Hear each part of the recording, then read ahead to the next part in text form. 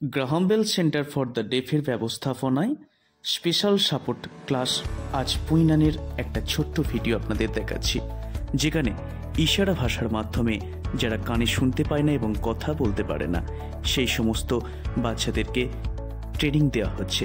Class 9 থেকে graduation পর্যন্ত বাচ্চাদের এইভাবেই পঠন পাঠন করানো হয় এবং তার সাথে কম্পিউটার শেখানো হয় সম্পূর্ণ ইশারা ভাষার মাধ্যমে।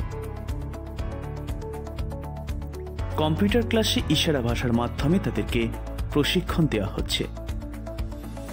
সম্পূর্ণ ব্যবস্থাপনায় Graham Bell centre for the Deaf, যারা দীর্ঘ ৩৫ বছর ধরে প্রতিবন্ধীদের পুনর্বাসনে কাজ করে চলেছে হুগলি জেলার 4টি ব্লকে, পান্ডুয়া, পোলবাদারপুর, বলাগড় এবং ধনিয়াখালী ব্লকে।